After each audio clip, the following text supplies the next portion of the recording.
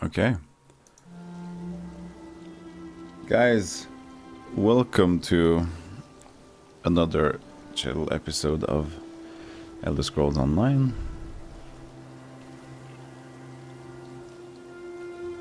I'm just going to touch my phone a bit to make sure we're all in working order. And when that rings true,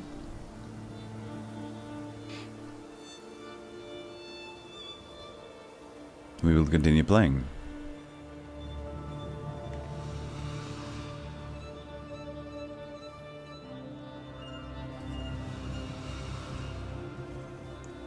See, there we are. Okay, I got a lot of treasure, so we should go to the fence. At least because it's a new day now.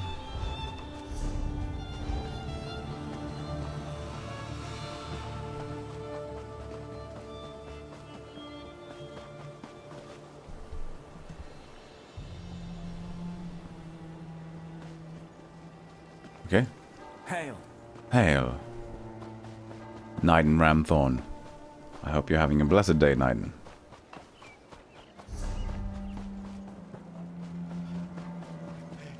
It's like a fence. I think there's a fence over here.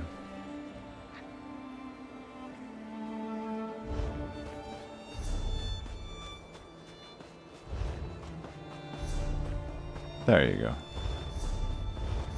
You can see it now.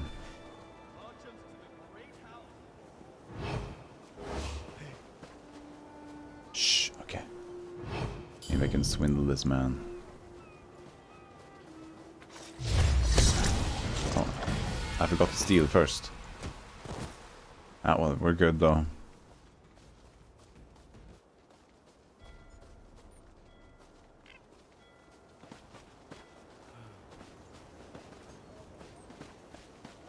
I won't touch the anvil guard, that will be a big mistake.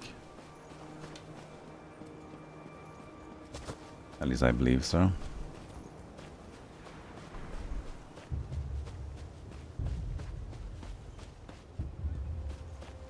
An antelope and a fence. Wow. Does it drop anything? Nothing. No drops. You have something? No. Well. Let's level up Legerdemain. Legerdemain. How the ever you call it, that thing. A town overrun by pirates. Sea rovers make a living from theft.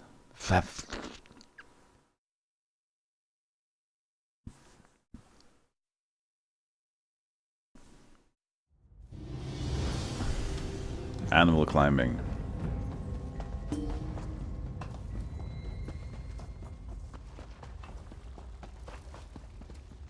Hello, Dazra. I don't care what you're used to and not.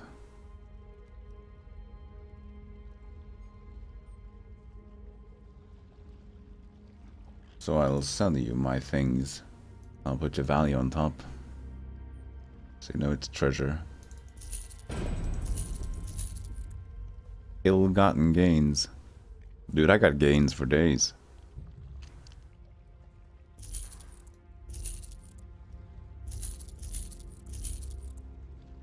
Dog training pamphlet.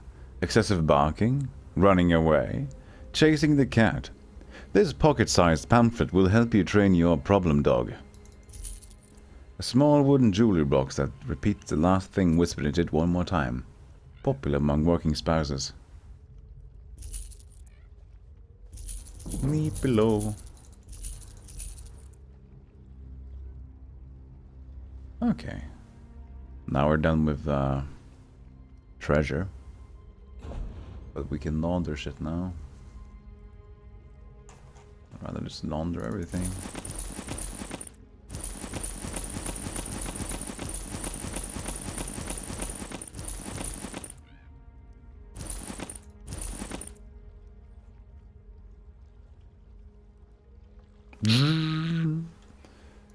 There you go.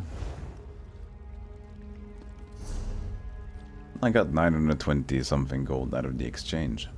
And I've laundered everything now, so nothing is stolen in my inventory. It makes it easier to do this as well. Hidden by costume.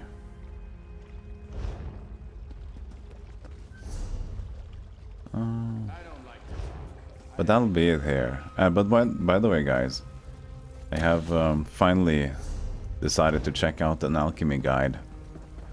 I haven't really watched or seen much of it yet, but I have it up on another window, so in that case, we will be able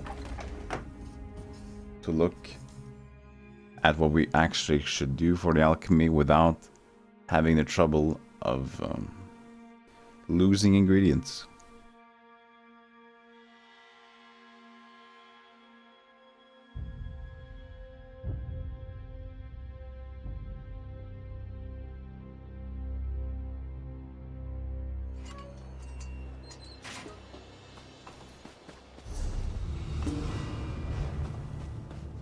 Let's see if we can find some an alchemy table inside the town.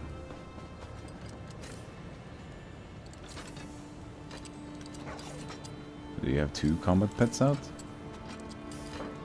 It does look like 2 or 3 or 5, 15. Okay. Can't be just yours. Maybe it's Boogie.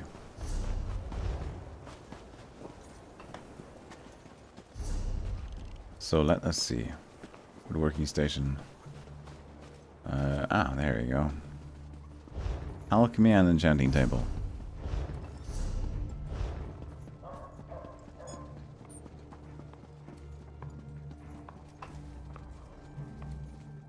I'd rather not. Blind guard could see what you're doing. I know. I was ducking.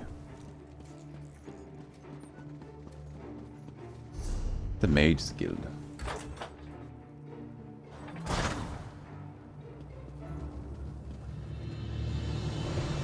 Hello, Magister. This is enchanting table. Okay, I'll use the alchemy first. There we go.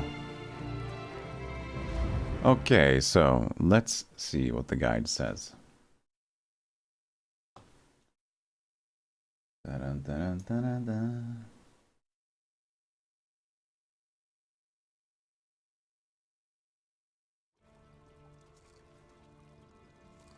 Blessed Thistle and Dragon Thorn.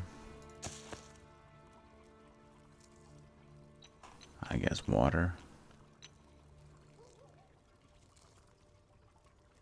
What is the difference between water and grease?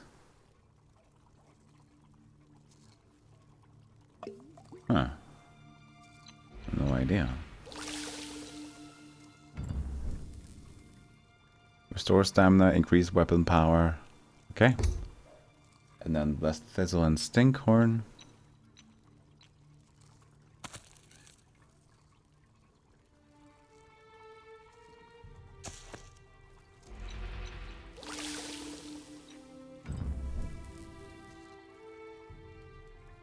Ravage health. Namira's Rod. Depends on what I have. I don't have Namira. But I got a Boogloss. I'm certain of that.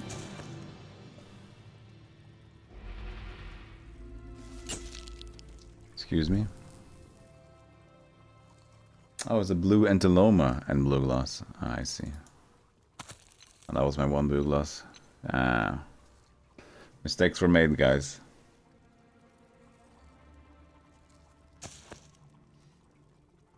Cornflower Lady Smock. I should really make a higher level potion.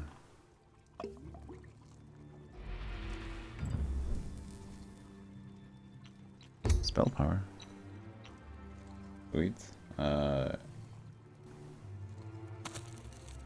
Magic Rustle and Stinkhorn.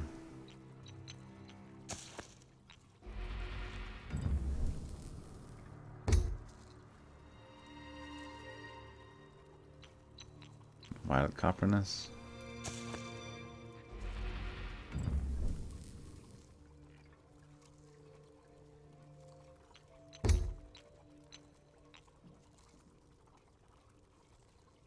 Okay. Imp stool. There you go. One imp stool I do got. Luminous Russella.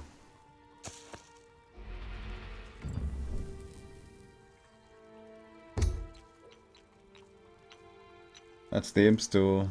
Now wormwood.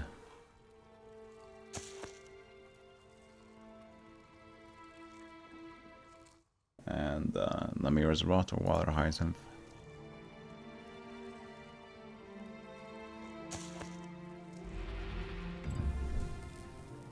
Weapon critical. Cool.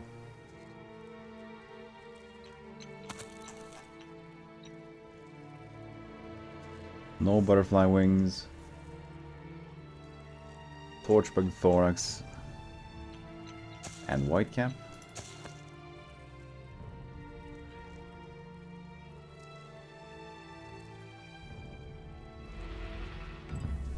Protection.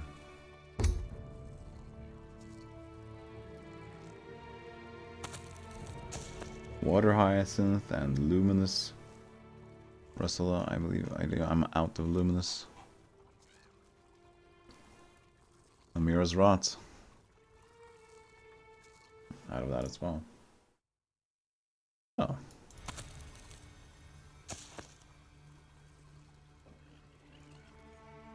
We're running out of stuff.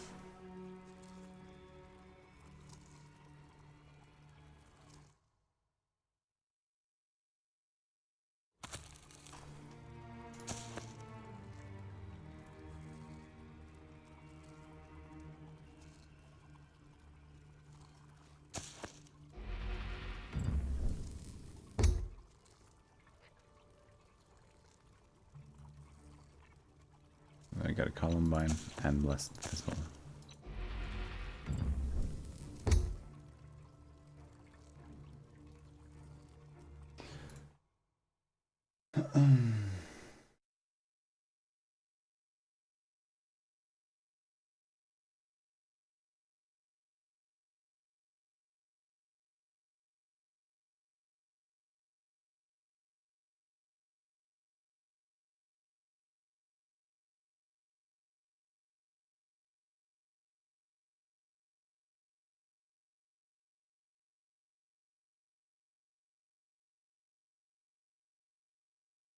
I probably should have made a list of what I actually did get here.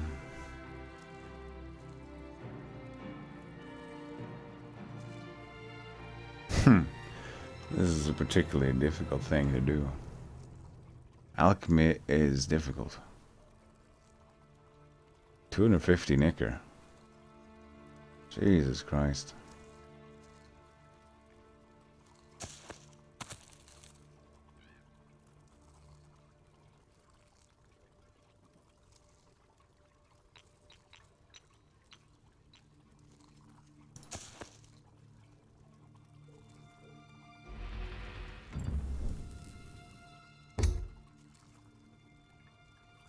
There was something about thorax.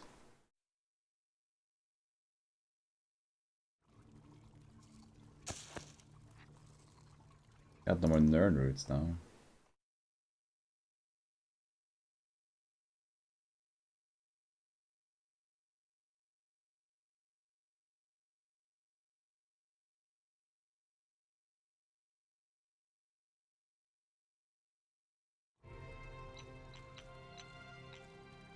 Scrib jellies and...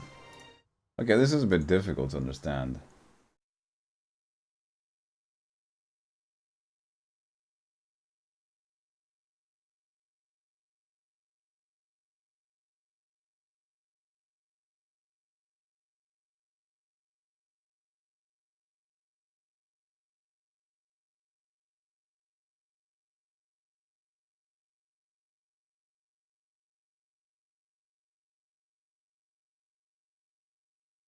Okay, anti-traits. This is where alchemy gets interesting. Certain region traits have a counter version of them. Ravage Health, for example, would counter restore health. These are called anti-traits, and at least for now they have no use in alchemy, and are nothing but a pain in the backside.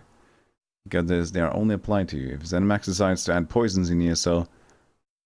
Yeah, they did.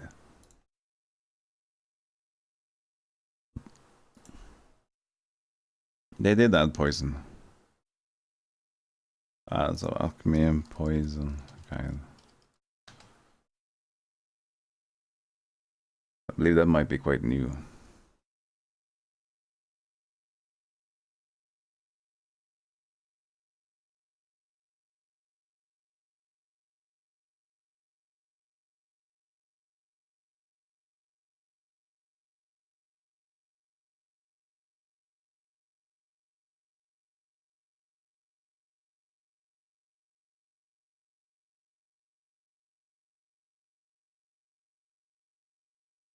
Hmm.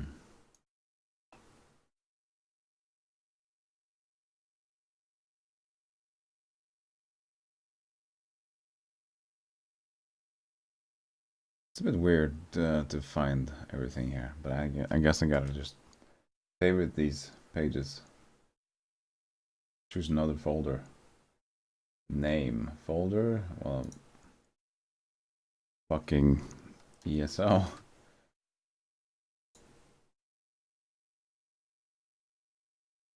So that goes in there.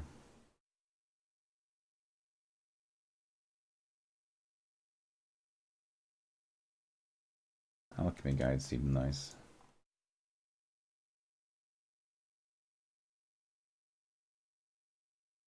Okay, so considering blue Antiloma has Ravage Magicka, Restore Health, Invisibility. So I'll do Ravage Magicka. The Metic Russell has the same thing.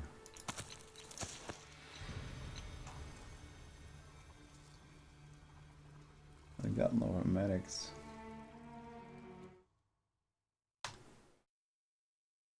Wild Coppers and White Cap. Got none.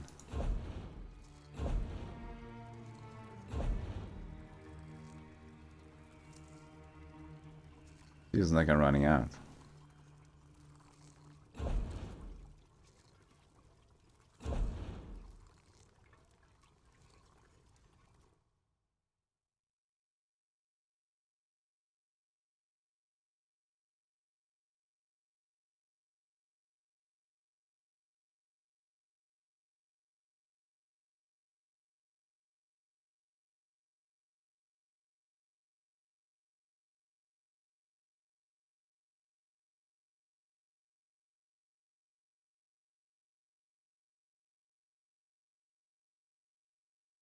This is a lot of attention that needed to do the alchemy correctly.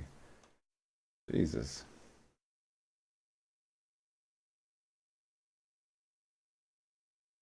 Like, restore health instead.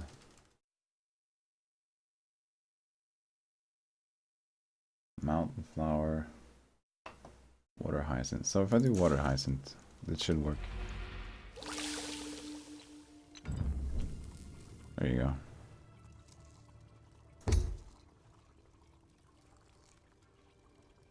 Okay, so I can just do it like this. And this is no worry. Visibility. None root. Namir's rot. And little lotus. I don't have that.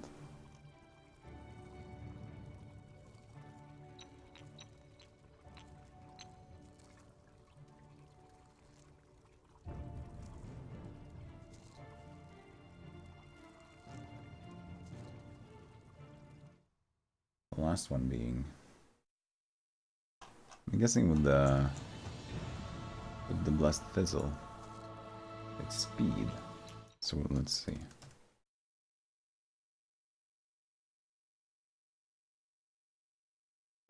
Namir's rot. Only Namir's rot.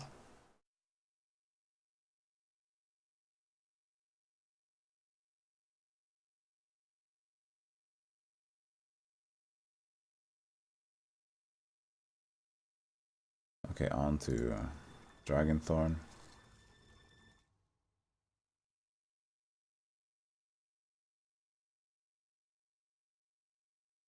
Lower armor.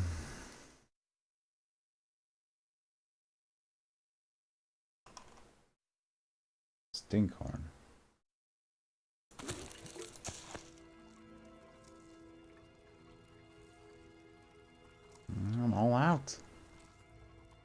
I'm so out. It has to be a poison.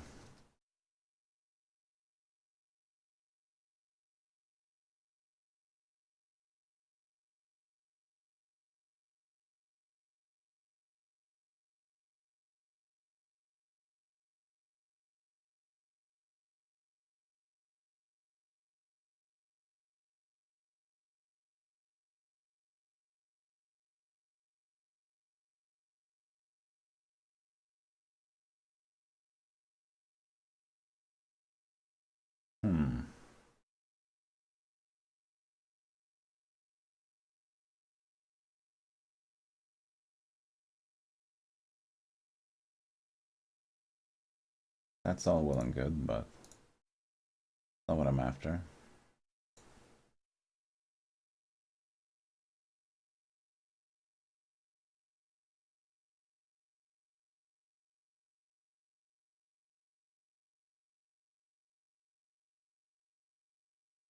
There we go.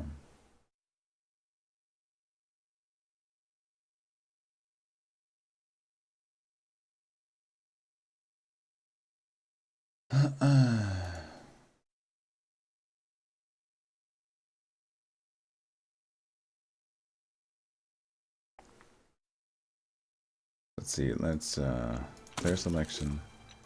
Nightshade has Defile. I already know that. Ravage Health. Spider Jelly has none of these. Only Defile. Ravage Magica. Protection. Not that.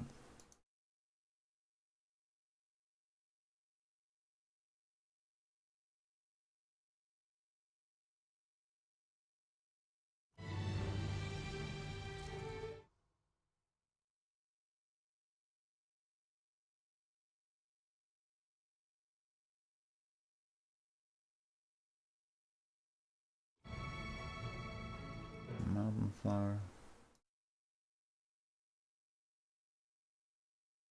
It needs to have protection, creeping, ravage health. Ravage health or Defile. Well, Defile I do have.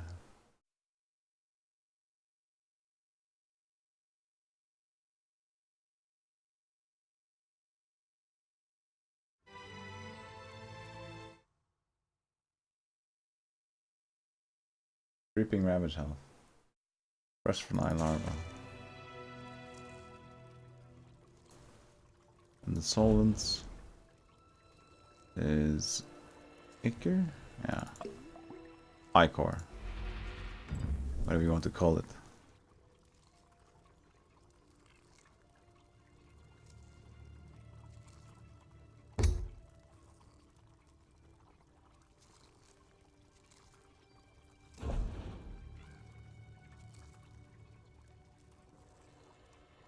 So let's look at the Scrib Jelly and the Spider Egg. Because they have Ravage Magica, Vulnerability, Speed, Sustained. Oh, they go together actually.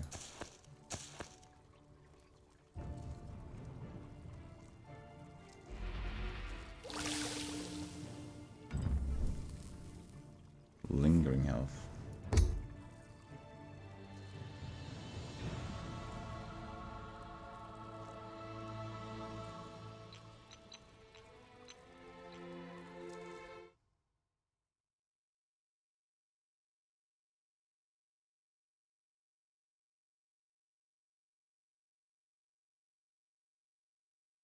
This is quite the work for the brain.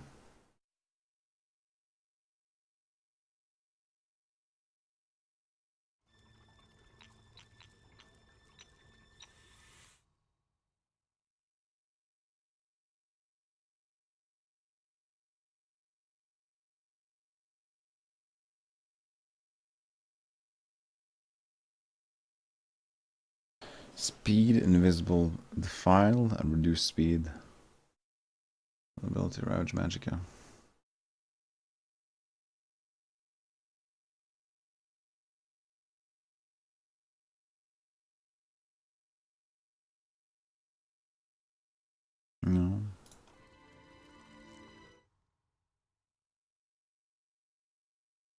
Invisible. That's one of them.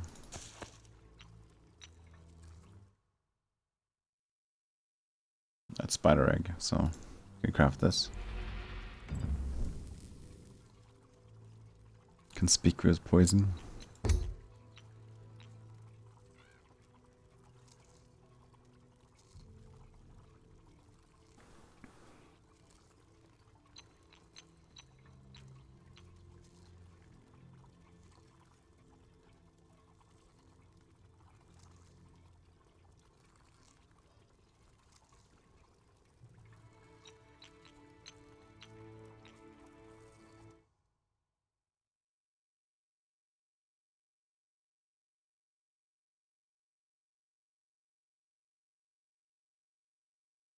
Speed.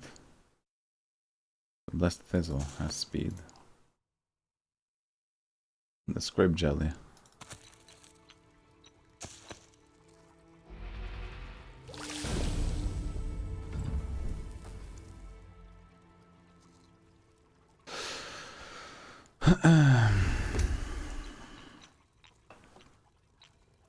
Fucking, this is really fun though. But it's a toll. It's a toll for the brain.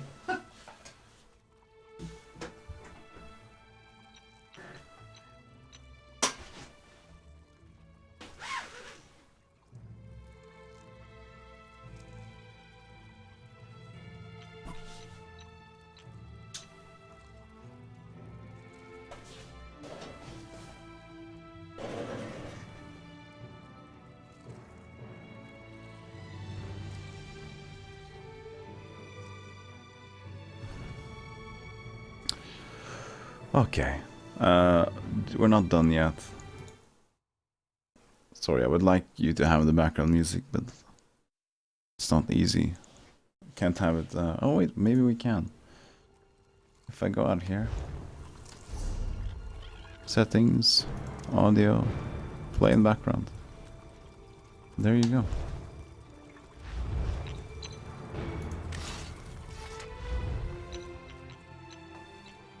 This is what I wanted.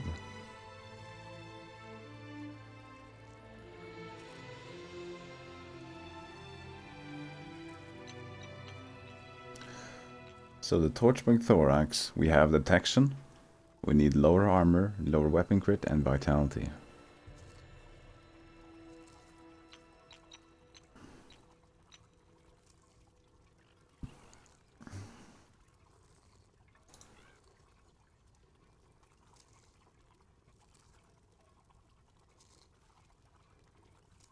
Mountain flower.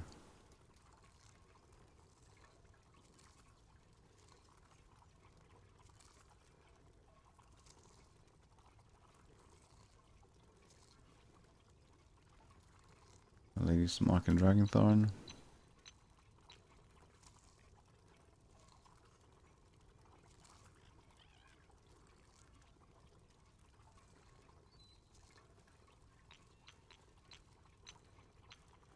Dragonthorn has it.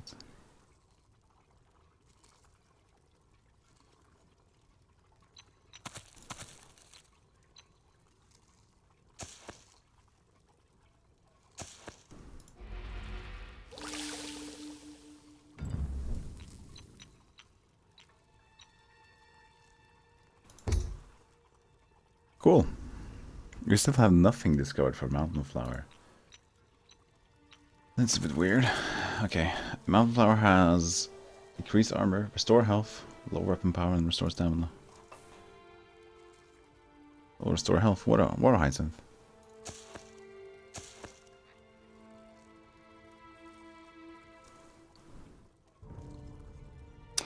Can I create the poison out of these two? And drain health poison. But if I just do regular water. Ah. So I can choose to just use water or poison. That's really cool.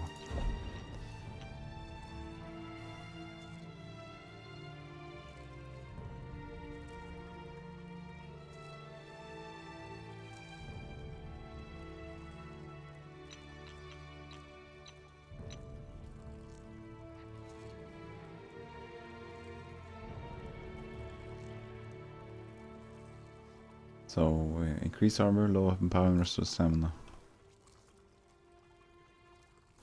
Less thistle.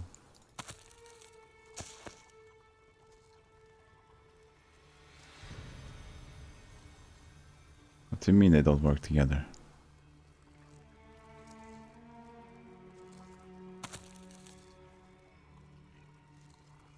Oh, it's ravage, not restore. Oops.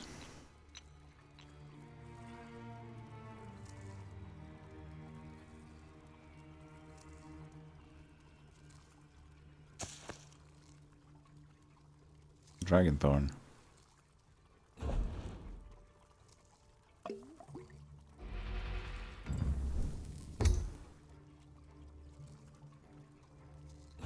Okay, I think we're soon out now.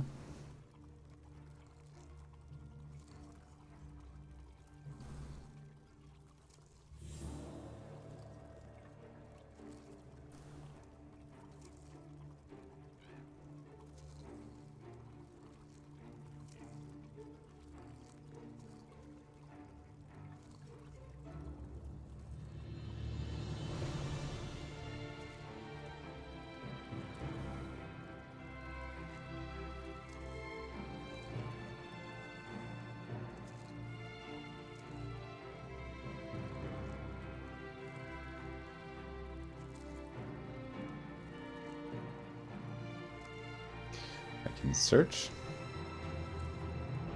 What does that mean? Oh, maybe I can search for things inside. Okay. So, it's lower spell resist. Can I search for that? Really?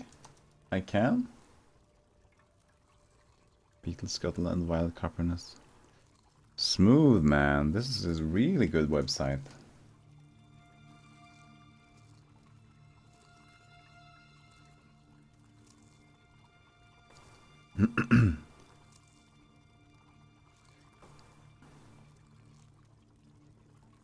So the thing we need with the smoke spell crit.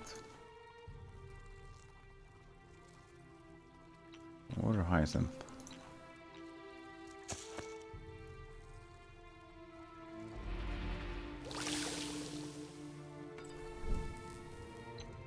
Apparently I had it already. Water hyacinth. Oh, Lady Smoke. Forgot. Wrong one.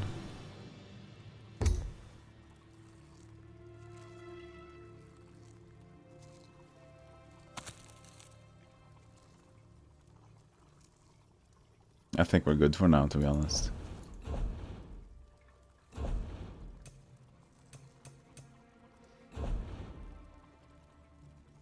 We leveled up the shit out of alchemy, though.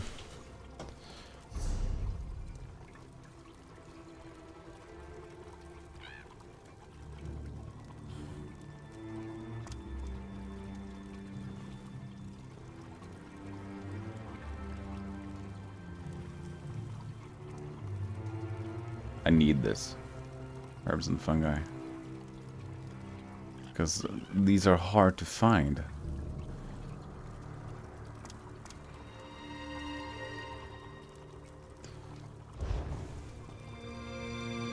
Plays in puddles.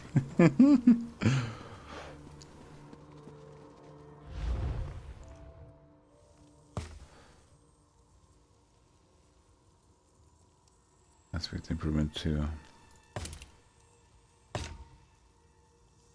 We know it. I already know that.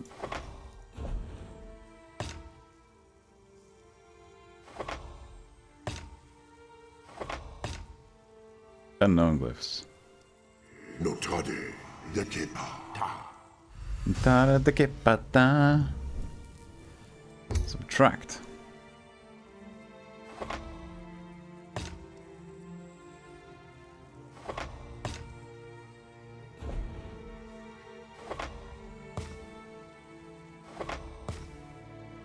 Jode Deteri Ta.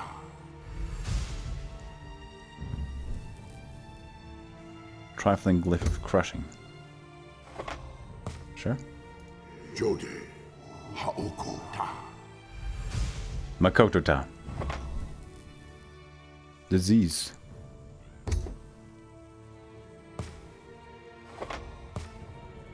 Jode. Kaderi ta. Glyph of shielding. Jode. Kuoko ta. Kuko. Poison. Resistor. Jode. Magdari ta.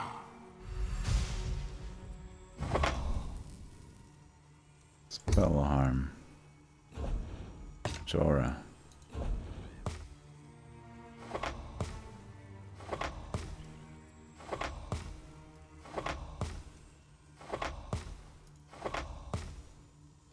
Jora. Makoma ta. Magica region.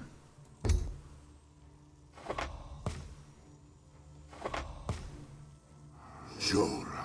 Okoma ta.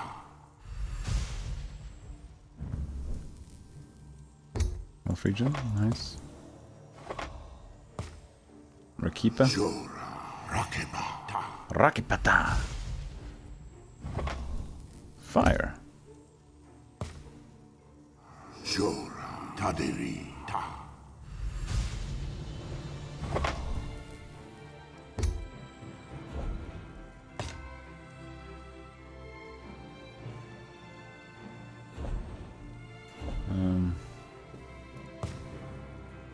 I know everyone now.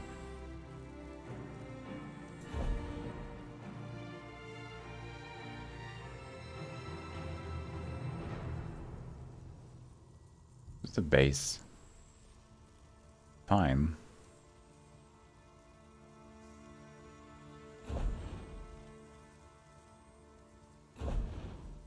Subtract and add.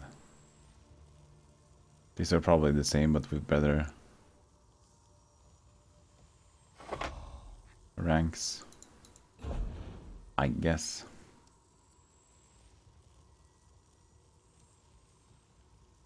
Where's the petty glyph? Have less. Extract that then. Denata.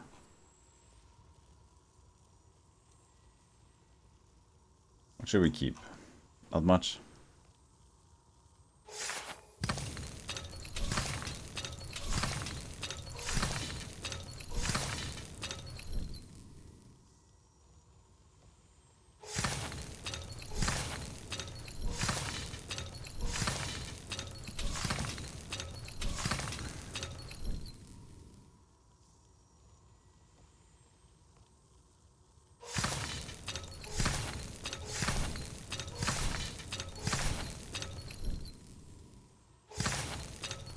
Magic recovery.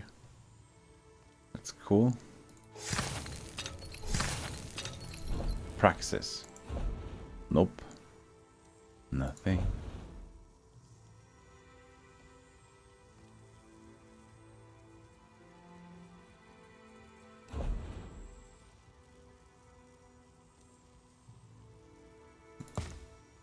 You don't know what this does.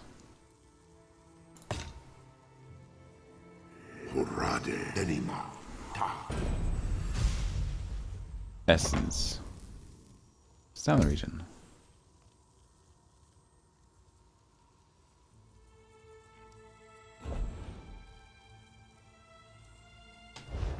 Okay. That's all for today, folks.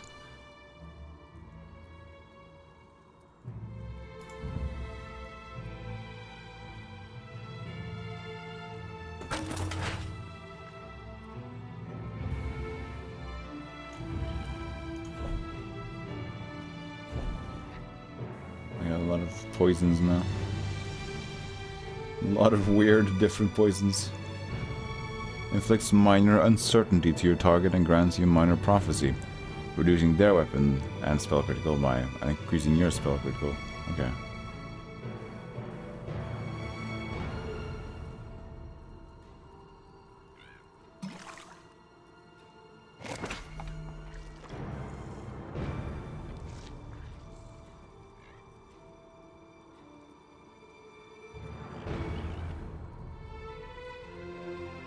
Ravage health. That hurts.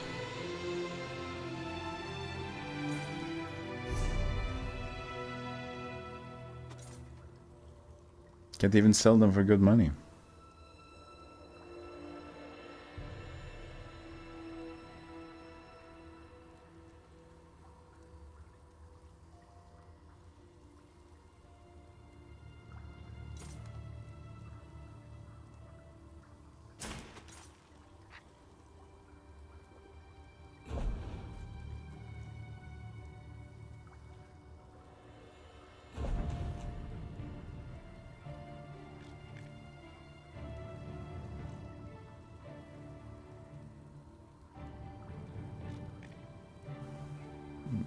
Good to create potions of Ravage health.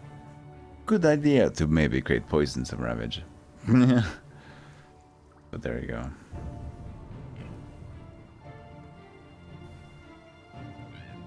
Show materials.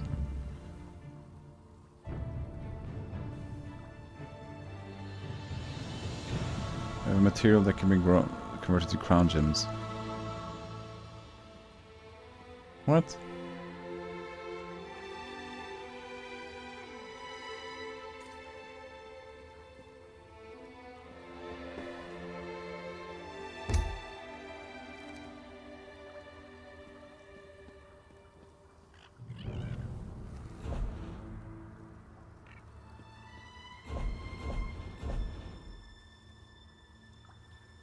Oh.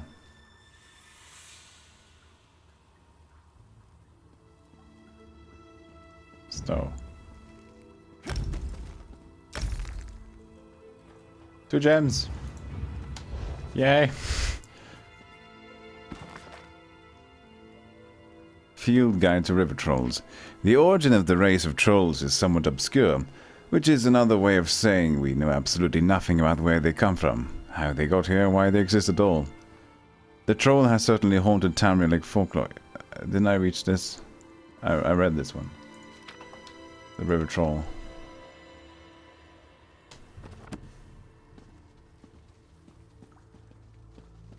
It's a river troll.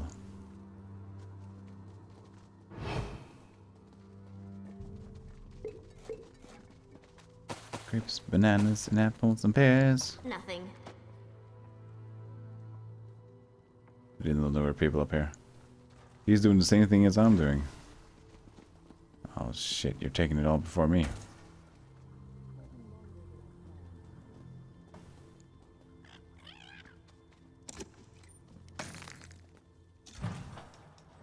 Manganese. That's not helpful.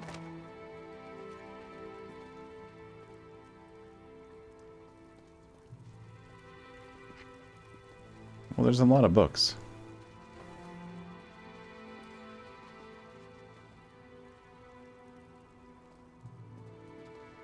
The Lost Fort Valeria.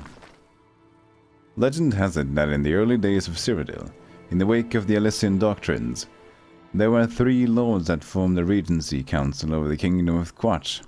The name of that king and... Sorry. The name of that king and 2 of the lords are lost to history. Lord Valeria's name, however, is whispered in the night as a cautionary tale of how far one would go to protect those they love. As a young man, Lord Valeria secretly, and to the shame of his family, fell in love with an elven scholar, wise in the ways of dark magic and necromancy.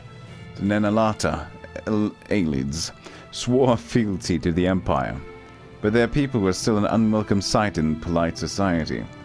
Together, they pored over lost secrets, hoping to find a way to be together always. They married in secret, and enjoyed a few short years of happiness, which ended with an imperial decree. To hide his wife from the purge, Lord Valeria expanded his fortress into the underground tunnels beneath the structure. They enlarged the space with magic, the sweat of hired workers, and the help of a tribe of minotaurs. It was to be a grand underground complex to match those of his wife's Aelid's ancestors, and equally as brutal. You As each wing was completed, they secretly had the workers put to death. Some were buried. Some had the life drawn out of them to extend the lives of Lord Valeria and his wife. Of these, some were raised as undead guardians. After all, Lord Valeria could not allow rumors and secrets to get out, and dead guardians spread no tales. Shut up. As the complex grew, so did Lord Valeria's family. He swore to do anything to protect his children, these elven children, from death or banishment at the hands of the Empire. It was during the birth of their third child that Lady Valeria died. In mourning, his lordship erected a great brass tomb in the tunnels, sealing his love away and promising to do anything to protect her children from the religious zealots of the Empire. At this time, Lord Valeria delved deeper into the study of dark fuck you, formulating wicked magic fueled by a darkness from some far realm that consumed all things good and light. He learned to channel the power and found it all but limitless. Lord Valeria edged closer and closer to madness after the death of his elven wife. Though he could never explain his troubles to his peers in the outside world, to keep his elven family a secret, he continued to use a disposable labor to expand their realm and give them new comforts.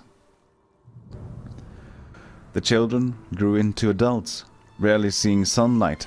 Well into adulthood, his youngest son could not take his confinement any longer. He managed to escape, and did so easily and often. Inevitably, all as these things happen, the son fell in love with a merchant's daughter. Soon she was with child. The girl's family, horrified at the child's elven traits, forced the young woman to confess that her lover was Lord Valeria's son. Horrified at being discovered, Lord Valeria took his grandson and hid him with the rest of the family. The Empire was at his gate within days, with charges ranging from treason to giving aid to the enemy. For these crimes against the Empire, he had no defense. But he had prepared a response for this day. In his madness, Lord Valeria performed a dark ritual.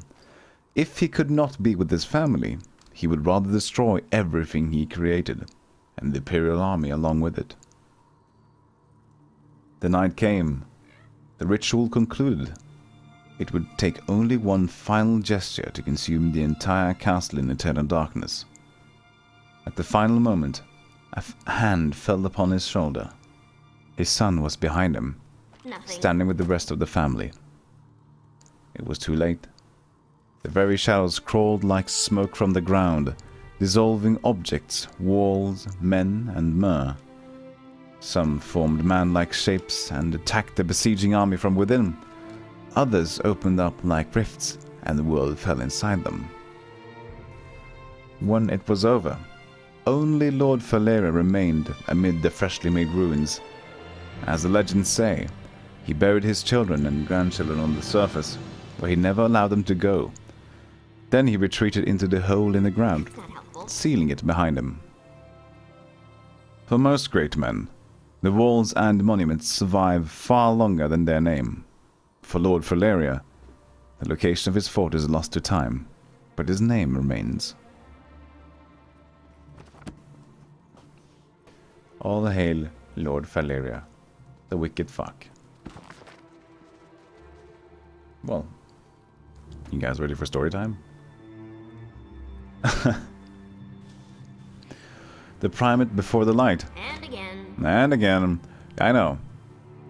By Midara Salviticus, historian, University of Gwylem.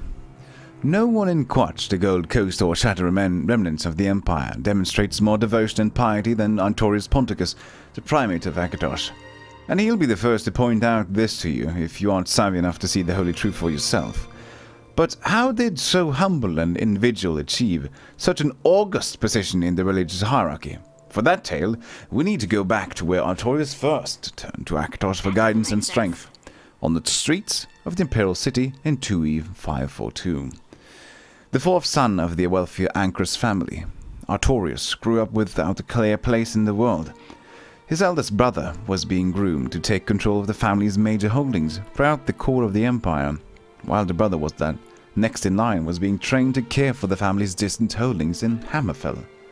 The third son, Angelus, was already a young officer in the Imperial Legion with a promising military career ahead of him. By tradition, that left a life in service to the Divines as a natural path for Artorius to follow. Unfortunately, young Artorius was about as spiritual and devout as the proverbial lusty Argonian maid of song and legend. He wanted nothing to do with prayer and sacrifice. Instead, young Artorius found himself drawn to two dangerous preoccupations. First, he was fascinated with events happening in the Breton kingdoms, specifically the ongoing battles between Emeric of Wayrest and Dirkrock of the Reach. He scoured Imperial City for anyone who could tell him more about what was happening there, and usually found them in the most unsavory sections of the city. Second, he started to run with employees of the notorious crime boss, Verdonius Mondrius, much to the chagrin of his father and older brothers, and it was not long before he was carrying messages and taking on other ends for Donius and his lieutenants. Never one to miss an opportunity to teach a lesson, Primate Artorius speaks candidly about this dark time in his past. "I was full of fury and vinegar back then," he said with a laugh when I interviewed him while researching this book. "I was angry and without direction, looking for something, but I didn't know what it was. That's a recipe for either finding your passion or losing your way. Lucky for me, Akatosh had a plan." And then that plan, the Primate believes, began on a day much like most during that period of young Artorius' life. He started his rounds for the crime boss, collecting gold from the various merchants and artisans working in and around the market district. The daily tithe was something of a sacred ritual for both those who were forced to pay the price and those who gathered the gold that filled Vodonius' coffers. Artorius was just one of a dozen young men and women who did the odd jobs for the crime boss and his lieutenants, but he relished his role and the excitement that accompanied it. At least he did until the inevitable occurred. When Artorius entered the shop of the Khajiiti baker, Sticky Paws, he found more waiting for him than the gold he expected to collect for Verdonius' daily tithe. 4 officers of the city's guard were on hand, ready to arrest the young noble and end his recently started life of crime. "Your father is greatly disappointed in you, Artorius," the guard captain said. "You've broken the laws of the Empire. If that gold in your pouch is any indication, Really? you haven't left us with much options." At that moment, when he should have been frightened and anxious, Artorius could only manage to conjure up a single emotion. He hated his father with an intensity that burned as hot as Sticky Paws ovens. The officer of the guard explained that they could bring the full weight of the law down upon Artorius and toss him in a dungeon cell for a year and a day, or they could come up with a way for him to make amends for the crimes he had committed. But Artorius could barely hear over the pounding of his own blood. "As a favor to your father," the officer decided, "we'll go with the latter. A year with the priests, with the divines, should help set you back on the straight and narrow." And just like that, Artorius found himself back in the grasp of a destiny he had tried so hard to avoid. He was sent to perform penance to the priests at the Temple of the Divines. That's not helpful. That's not helpful at all. He was tricked back from where from where he father. He was tricked back from where he father.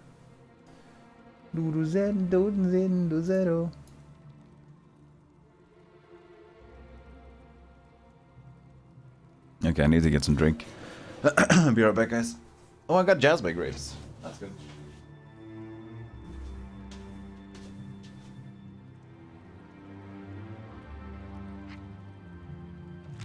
And again.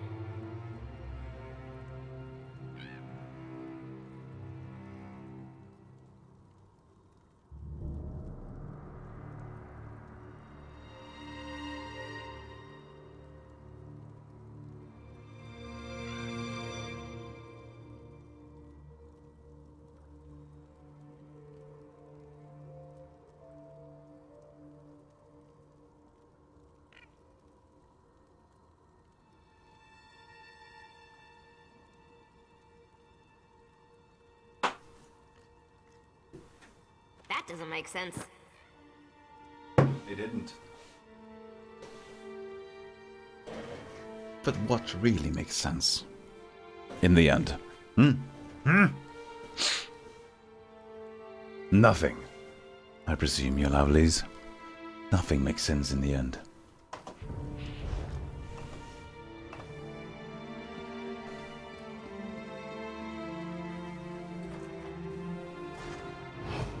Cool. Zero of health. Things I do not need, edition 505.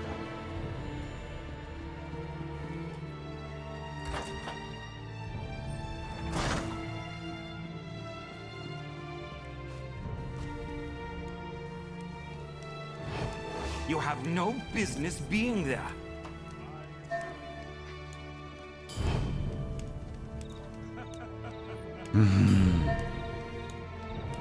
Would be nice to kill the juggler.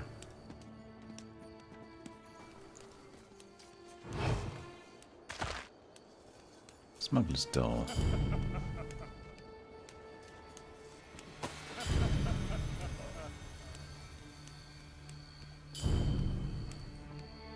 I'm not hidden enough. That's the problem here.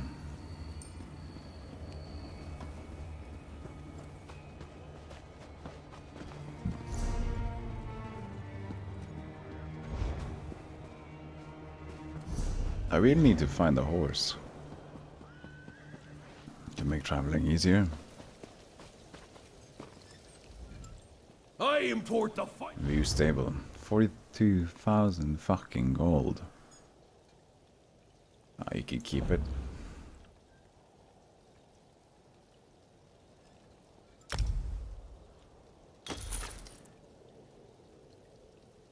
Did that cost money?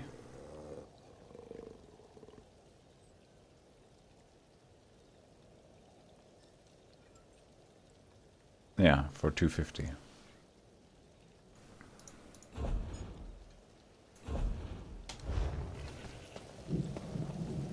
We'll find gainful employment, Kirith.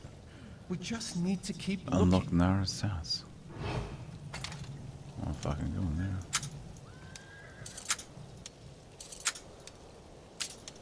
Quality and variety. Come see for yourself.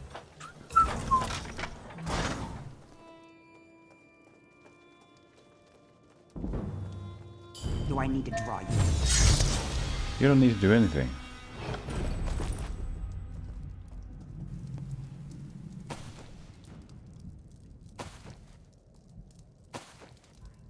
The important thing is, you died.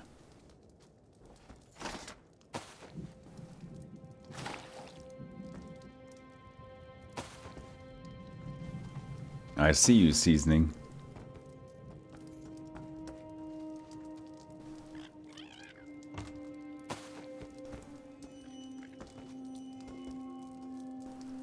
Food pot, radishes and rice. I can make food in here.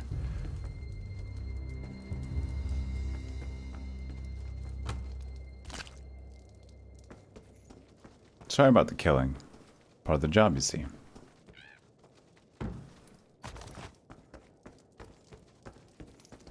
I'm just gonna cook in here. Why not? Great preserves.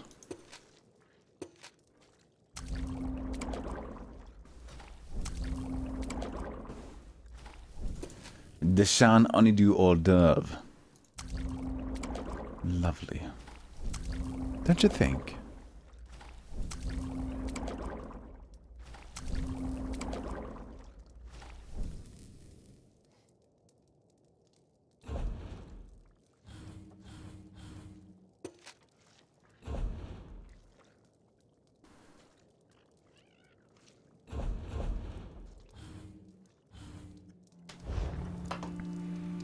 Need more recipes.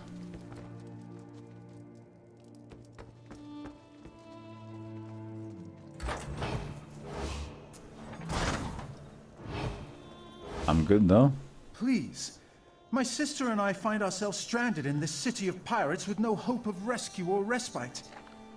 It's like we're being punished for something we didn't know we did.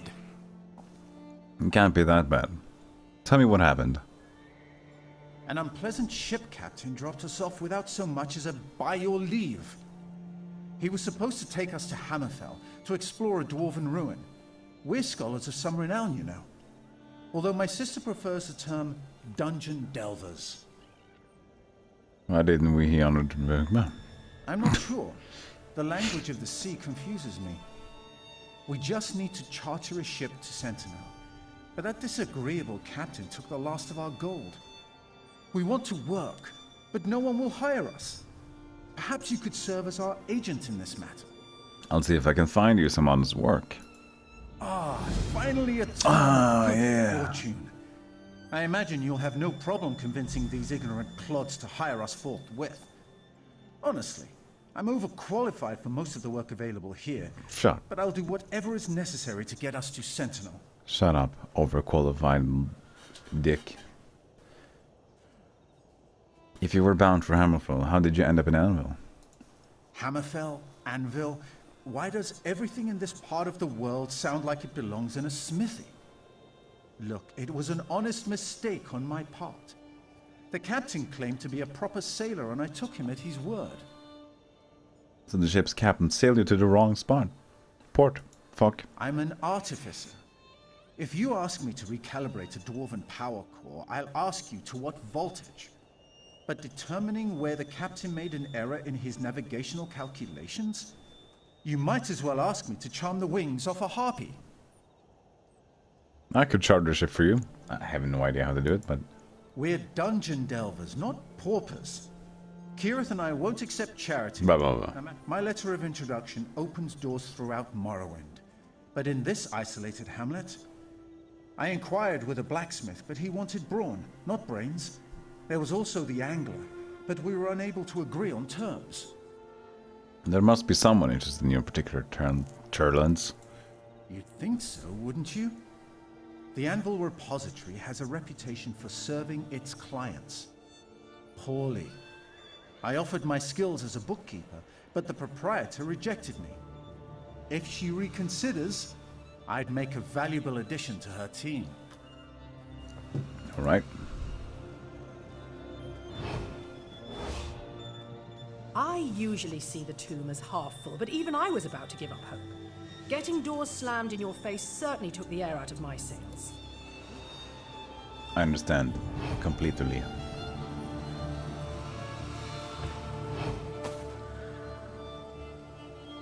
So here is streets. It's a shop.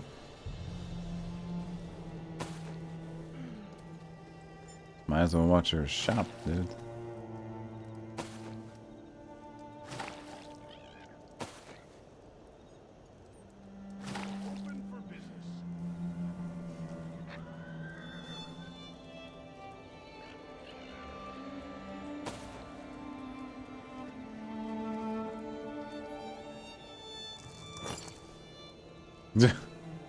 It's still not seeing it.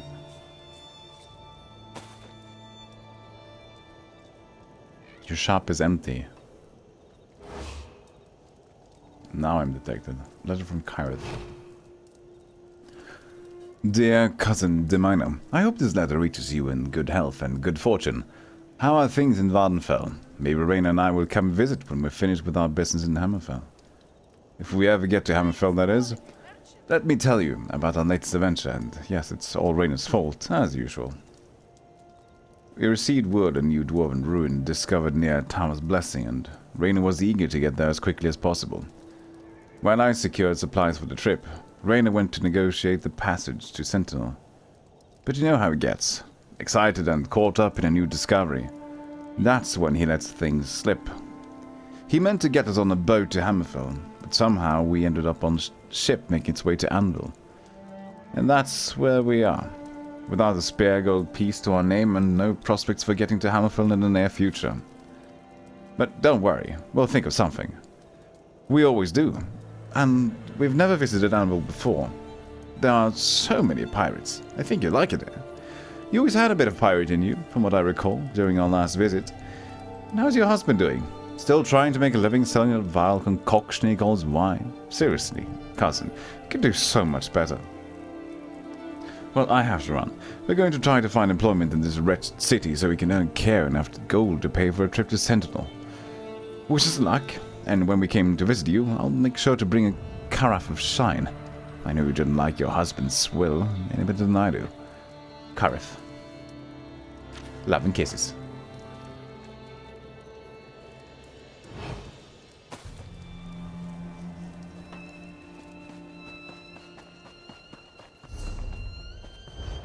Let's go to Jarol estate. We should have quick slots for things.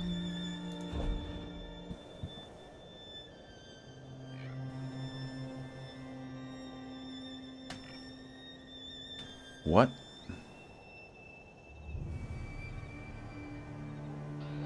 Oh, they can be converted.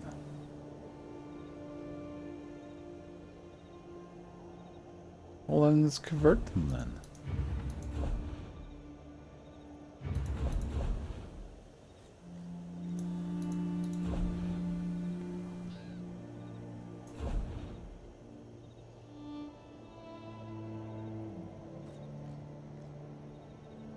The crown creates UI. Well met, and good fortune to you. Oh, there you Do go. not be sad, my friend. There are always additional crates available for purchase.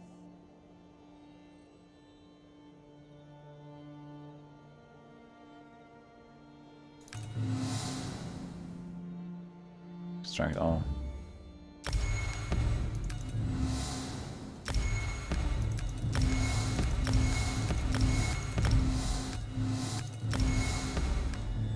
See, that's what they meant. Goodbye, my friend.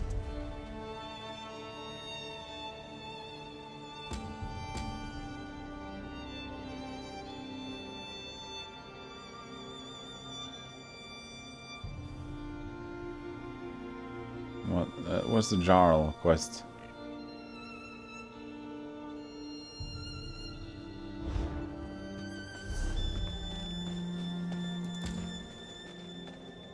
Oh, I'm stupid. Am I not?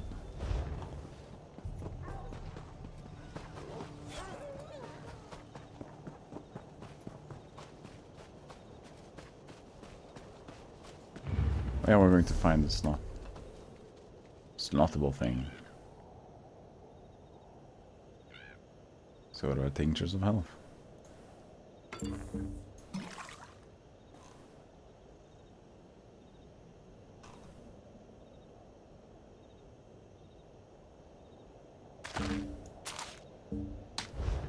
Can I use it to fillet?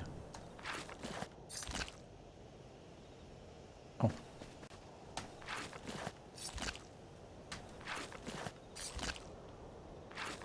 Okay. So I'm filleting them for fish. I didn't know that. I had to do this first.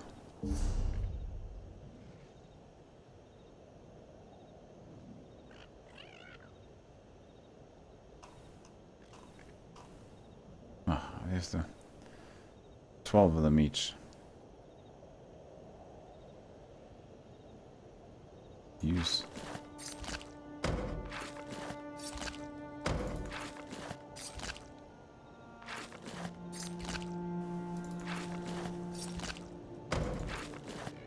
Yes, so we need to provision everything.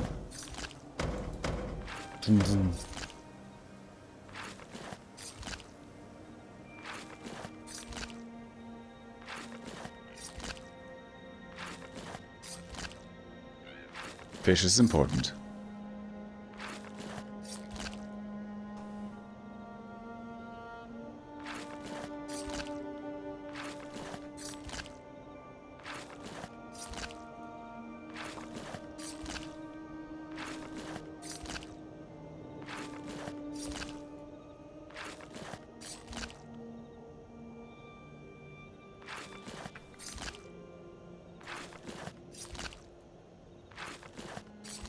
There we go. Drink some morning rebel tea. We don't got much space, but we got something.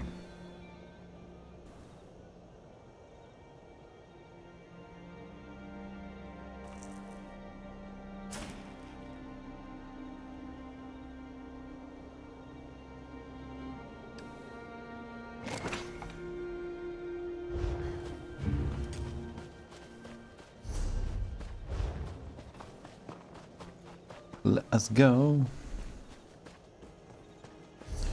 to the Jarol estate.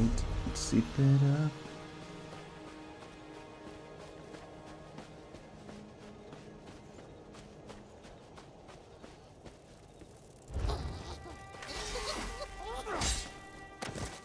All the poisons. It's really weird to find the correct hitbox for the runestones.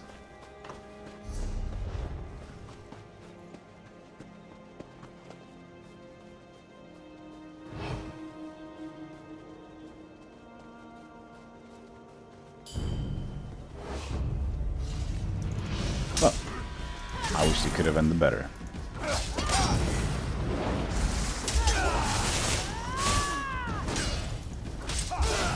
For everybody.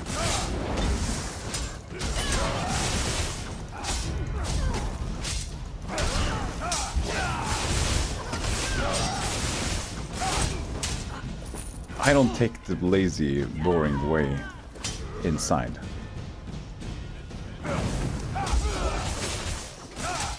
I'll take the manly way in. I'll take the front door.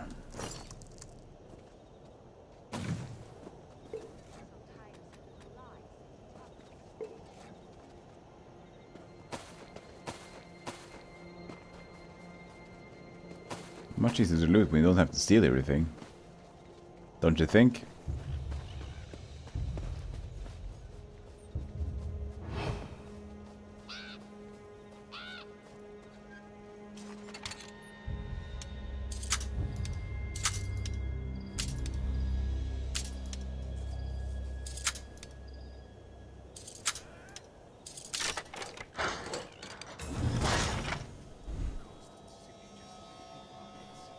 You're in a restricted area. Acquiring maximum heat. Guards who spot you will actively attempt to kill you until you leave the trespassing area. Additionally, you will gain bounty if witnessed by most citizens. Okay.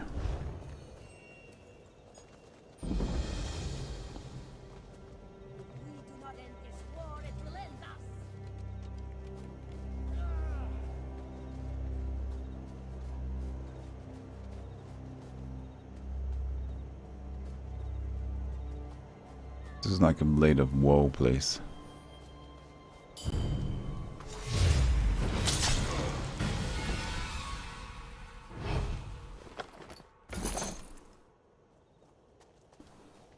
This is like a tutorial for the Blade of Woe, right?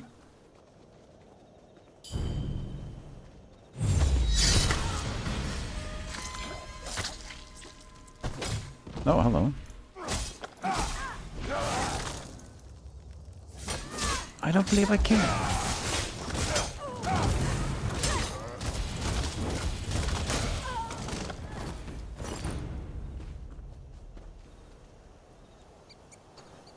Bounty is increased, but who cares when I'm not going to get captured, right?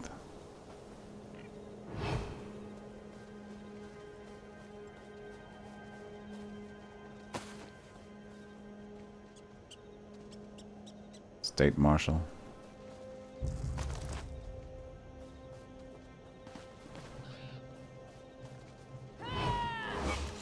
How the fuck?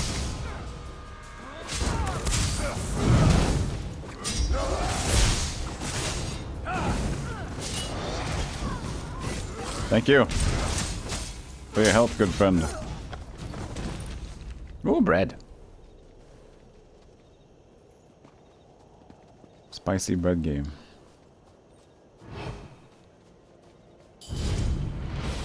What? Oh, that... I think it cancelled out. I need aid. Shut up.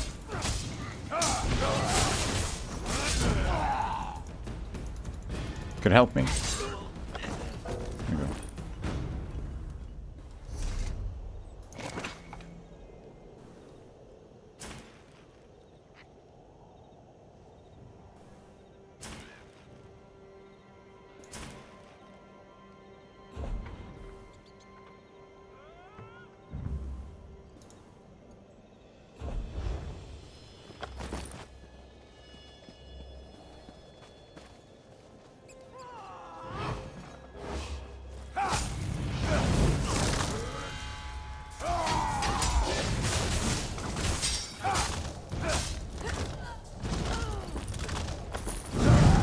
Whoops. Need a new poison.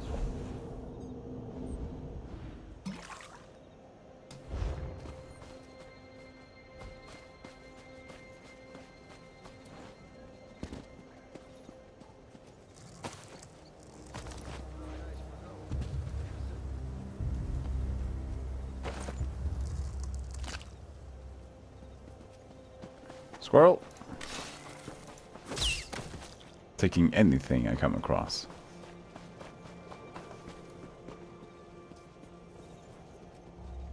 Ooh.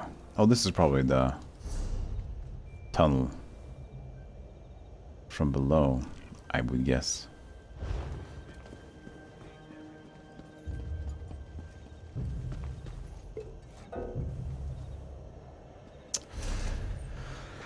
Inventory is full. Now wouldn't you have it?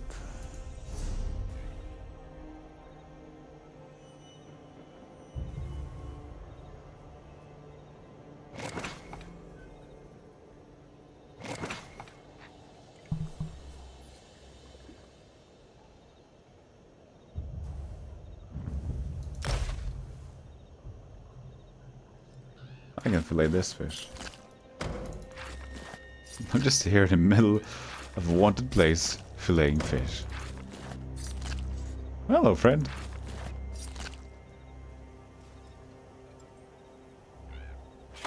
Spicy beets. Oh, I thought it was bread something. Meaty, matey infusion. I don't need all these.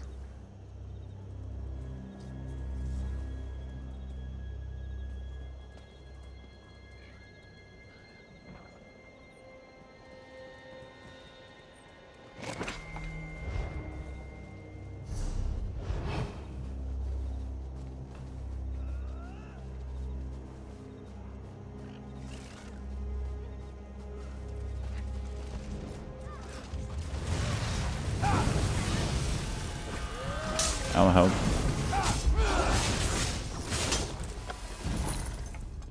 Compilation of first concerns. Okay.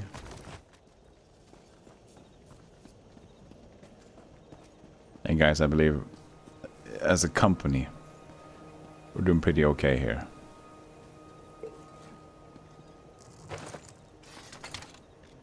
Oh yeah.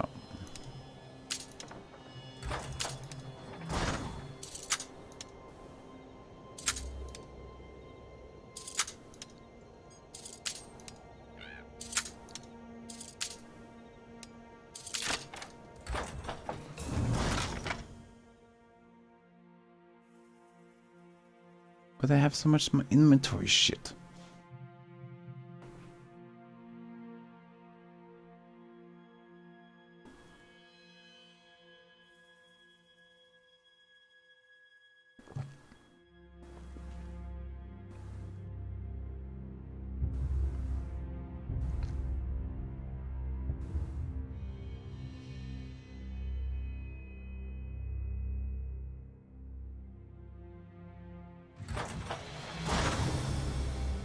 Featured.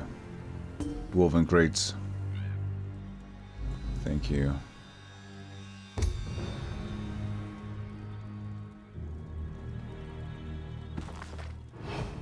Now, let's read in the house. Rizla of the Righteous. Oh, medium armor and legerdemain.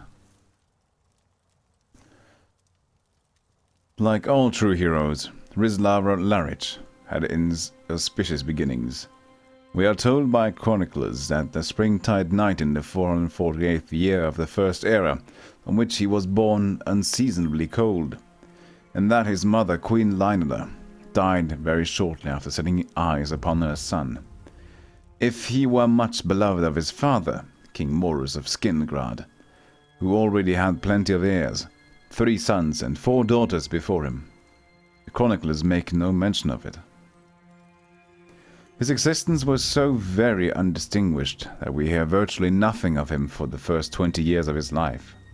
His schooling, we can suppose, was similar to that of any spare prince in the Colovian West, with allied tutors to teach him the ways of hunting and battle, etiquette, religious, instruction, and even basic statecraft were seldom a part of the training of a prince of the Highlands, as it was in the more civilized valley of Nibene.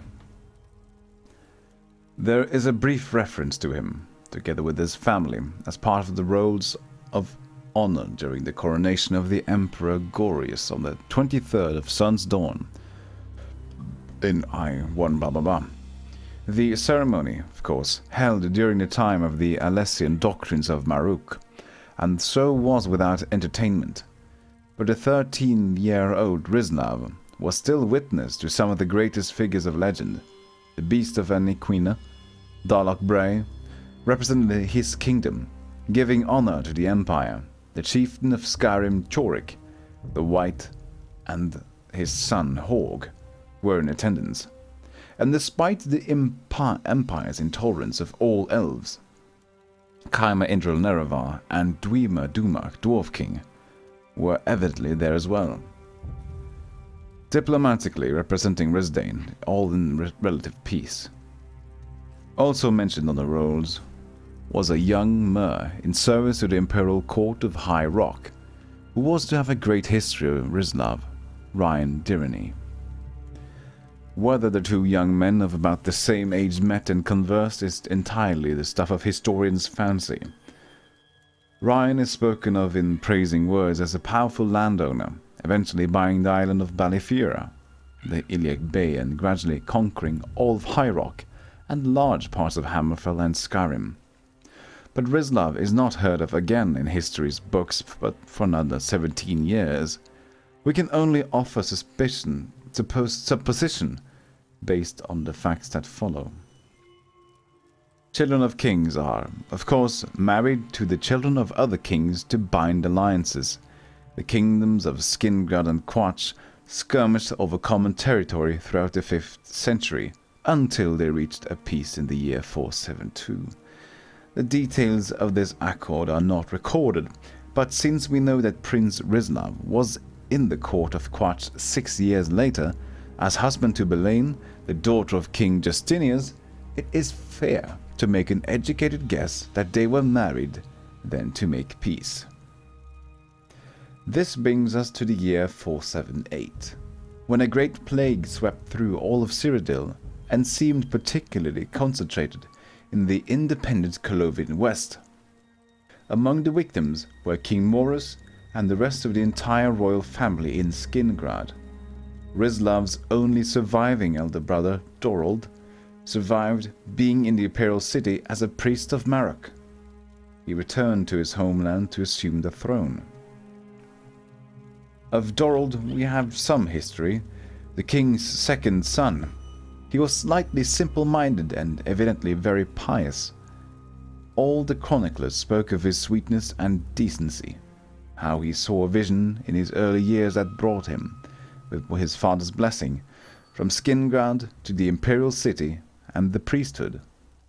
The priesthood of Marok, of course, saw no indifference between spiritual and political matters.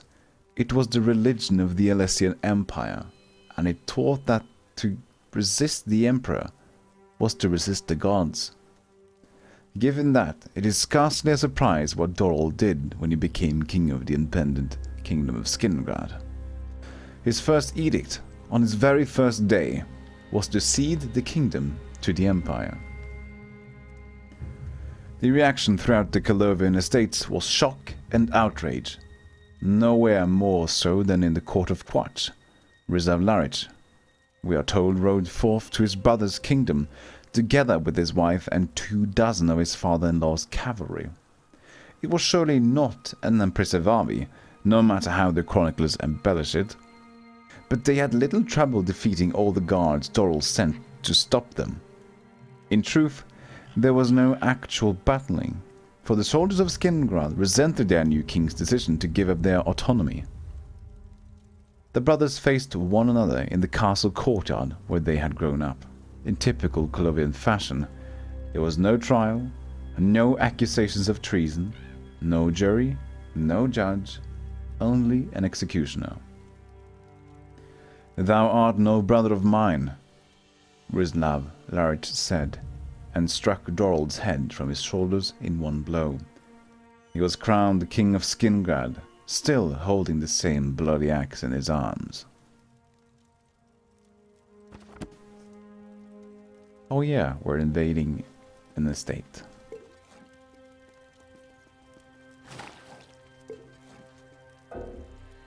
Oh, hello. My inventory seems to be full. Could you mine a bit? Wait in the corner.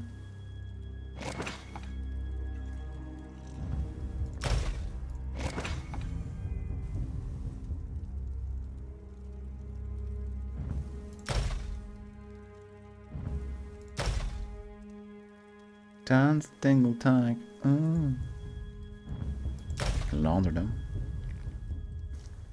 It's better to keep the ones that are actually stolen. Weirdly enough.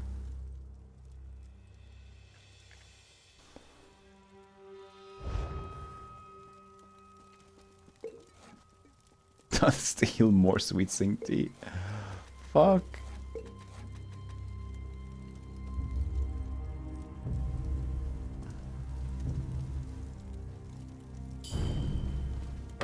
Get your greedy fingers off me!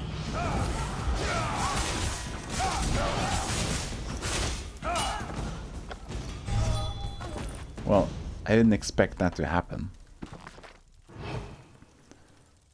Well, I guess you guys ready for even more story time.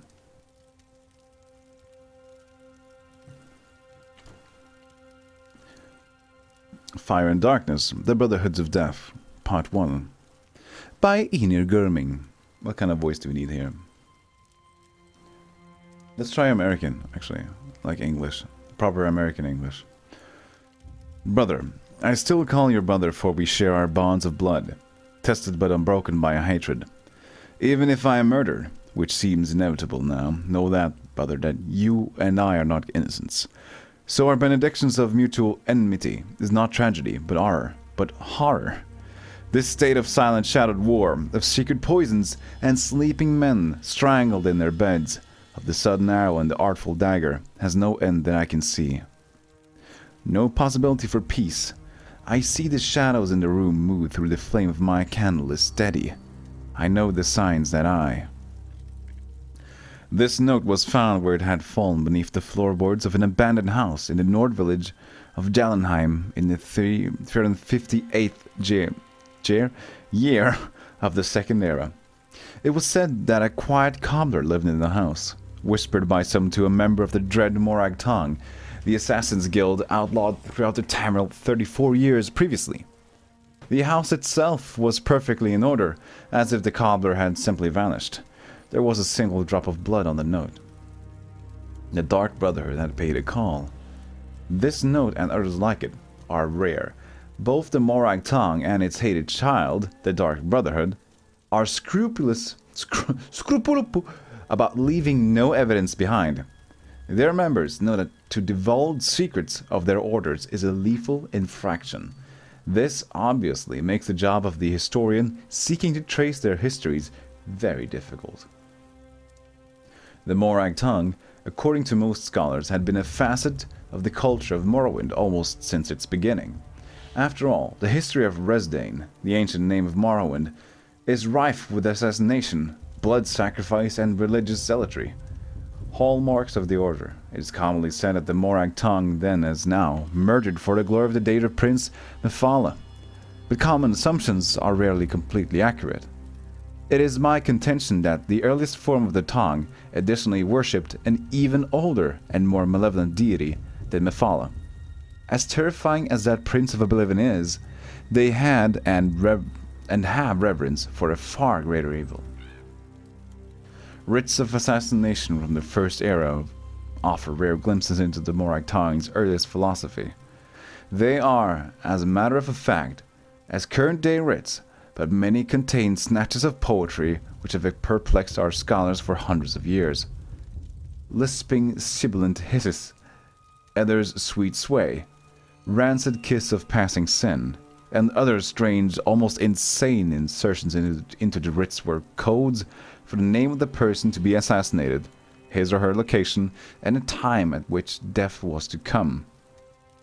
They were also direct references to the divine spirit called Sithis.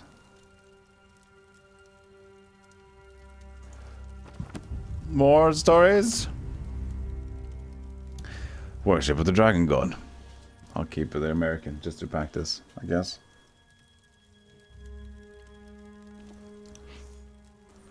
Lord Akatosh, lend us your might. Lord Akatosh, grant us your light. A popular prayer to Akatosh the Dragon God. If there is a single divine who holds dominion over the Gold Coast, has to be Akatosh. It had to be Akatosh, the Dragon God of Time. From the Grand Cathedral of Akatosh in Quach and radiating outward, the word of Akatosh and his servants spread the light and the truth of the Dragon God in all directions.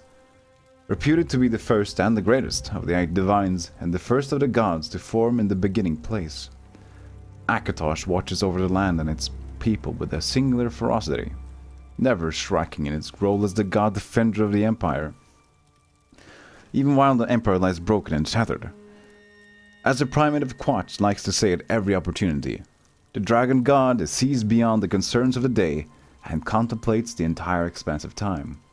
The current situation is merely a minor disturbance in the flow of events, and Akatosh has everything well in hand. Akatosh promotes 3 key qualities in his sphere: endurance, invisibility, and everlasting legitimacy. Perhaps that's why the Empire was so quick to embrace the Dragon God and his tenets. In the words of the Primate of Quach, here are the ways in which Akatosh embodies the 3 key qualities. Endurance.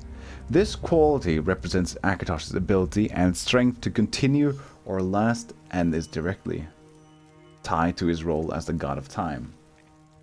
Akatosh endures, and so do the true believers who have accepted his words and devoted themselves to his teachings, despite fatigue, regardless of stress or adverse conditions. Akatosh and his followers carry on. This is the Dragon God's lasting quality.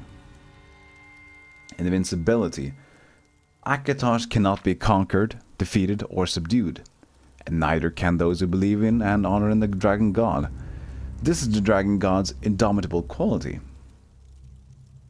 Everlasting legitimacy. Now, this quality must be examined in all its parts. It represents not only Akatosh's eternal aspect, but his reference for law, reason, and the ruling principles of hereditary right.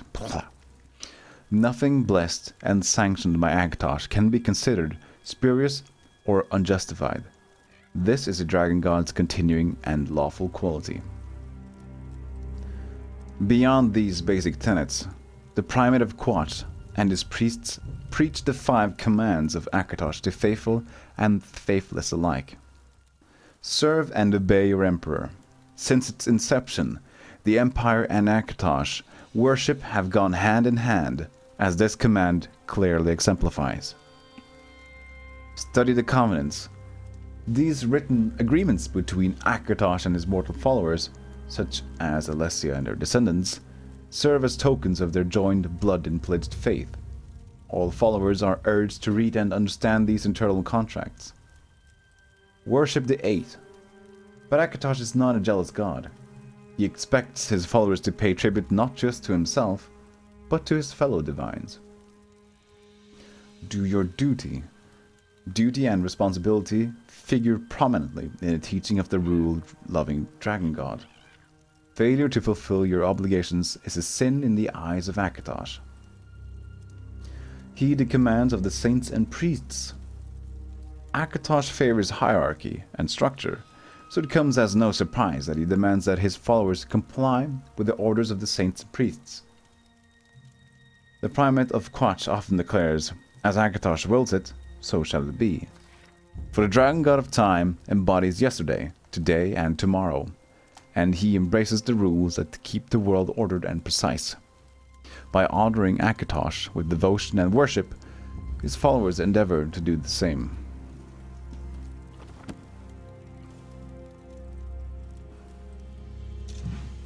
Scribbled farm ideas. There's so many notes here. More sweet sing. Shit, that one were very bright in here.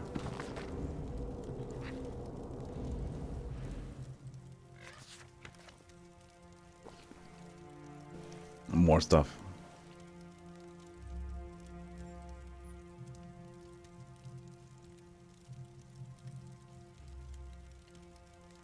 No.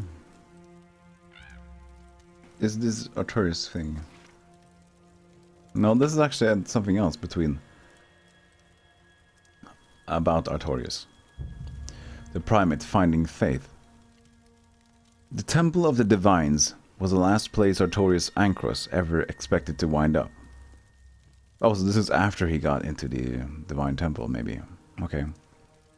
But as the year 2E542 was drawing to a close, that's exactly where the young Imperial found himself. He was serving penance for the crimes committed while working for the crime boss Vodonius in Imperial City. Thanks to his father's wealth and influence, Artorias avoided the dungeon cell. As for serving in a temple, he was sure that was his dear father's idea. As the fourth son, Artorias had been promised to serve the Divines, and despite the young man's best efforts to avoid that fate, it seemed he was destined for a religious life. "I'll serve my year and a day," Artorias told the priest who was his jailer and would become his mentor, Ilavius Alfino. "But after that, I'm out of here." The old priest just bowed and began to introduce his charged religious life.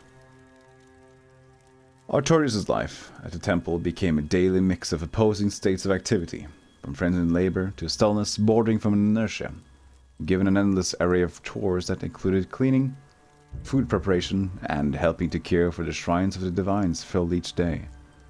Punctuated by periods of study, meditation, and prayer, Artorias was soon to be too busy to maintain his anger at his father. And once his anger subsided, he began to actually hear the words of the priests and learn the tenets of the Divines. For someone who wanted nothing to do with religion, Artorias quickly became fascinated by the tales of the tenets of the Divines.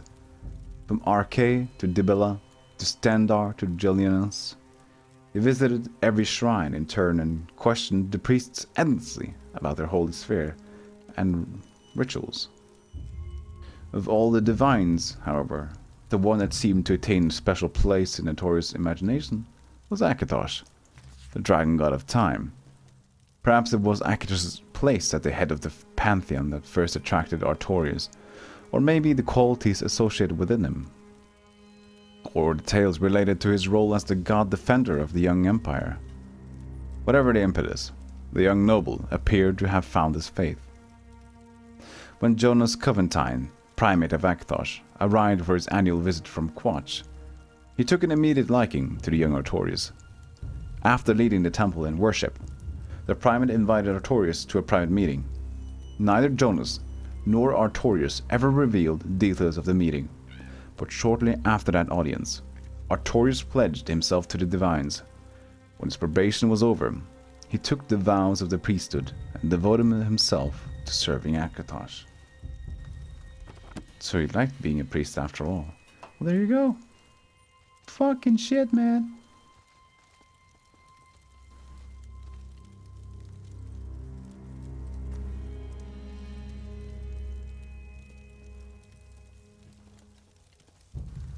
The wine cellar? Now, why does that seem so great? Okay, everybody's just standing with their backs against the wall. Don't touch! I was hoping I could pike bucket here.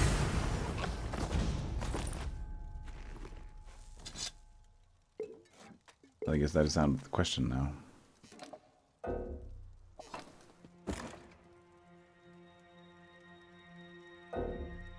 I'm a genie in the bottle.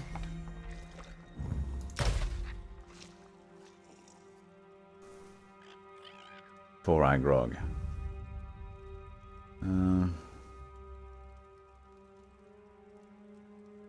Verified Saruman.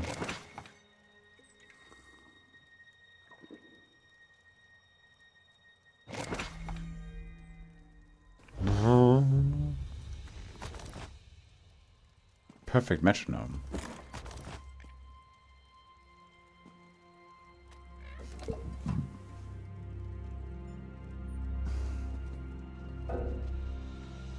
Oh, Comberry. It's provisioning. I need that, probably.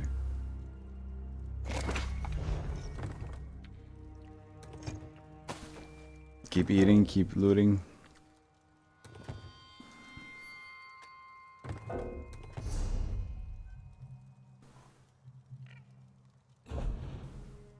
My fucking fingers. And gloves.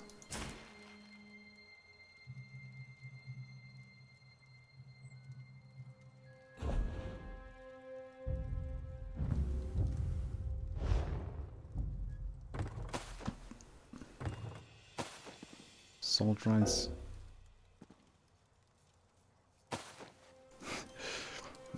we're gonna get them all.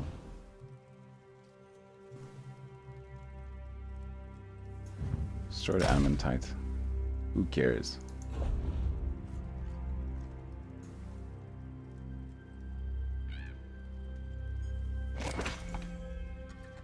I'll just destroy them.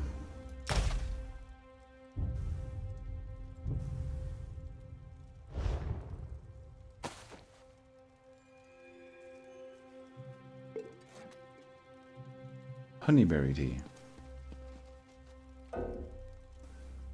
Even so many different kinds of drinks here.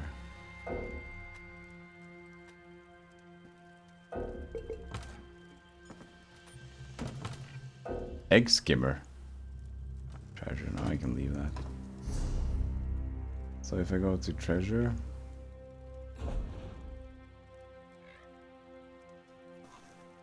It's like worth nothing. You can probably forgo this.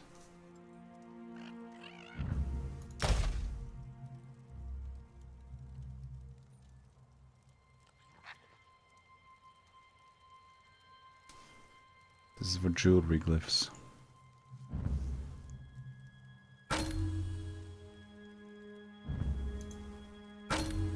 There you go. More space. Weapon glyph as a shield.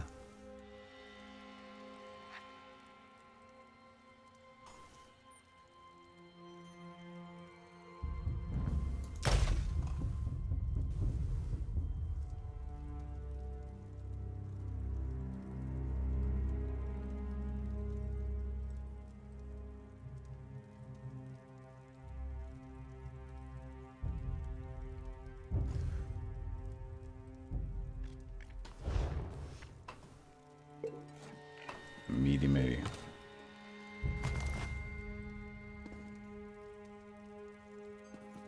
I was going to forgo that egg skimmer, but yeah. We're okay.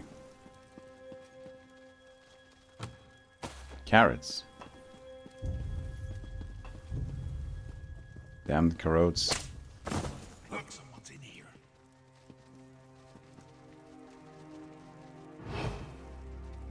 Did I just get trapped by something? But there's nobody here.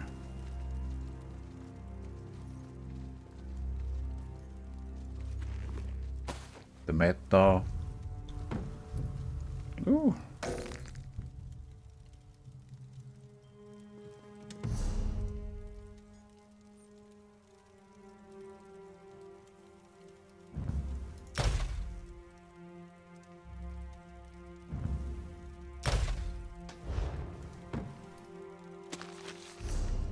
I'll use that blueprint.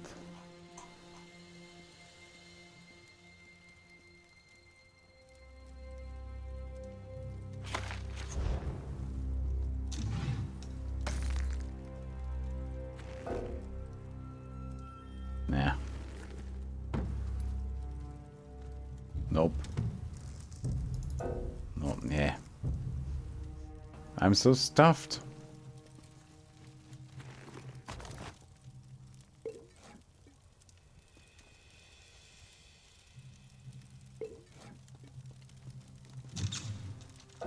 Forge mark stamps. 40. Fuck it.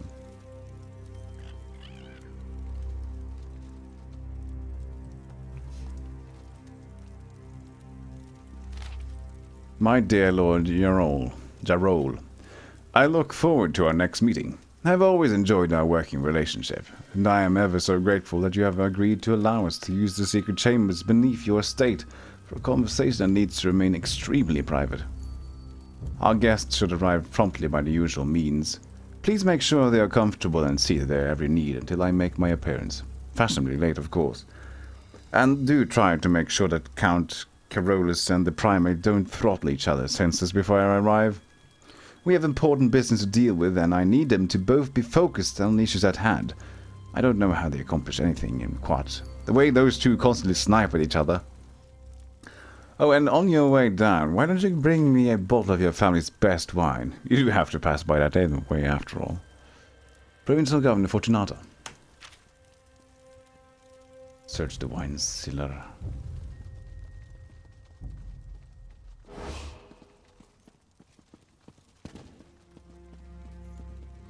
Oh, hello.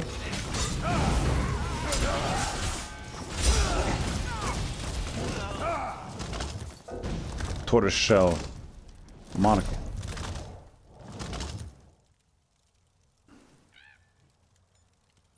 Consumables.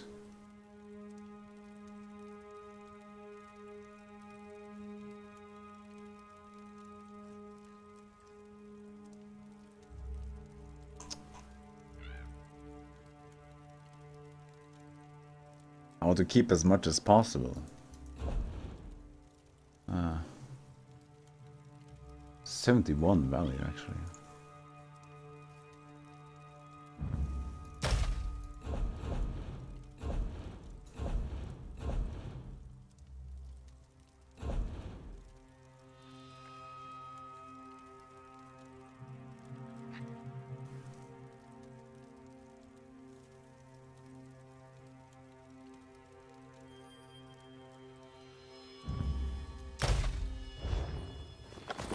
That is more valuable than what I have, so.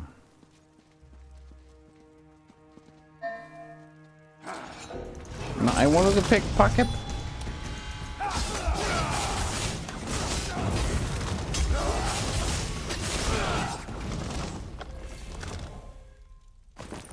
Yay. 100.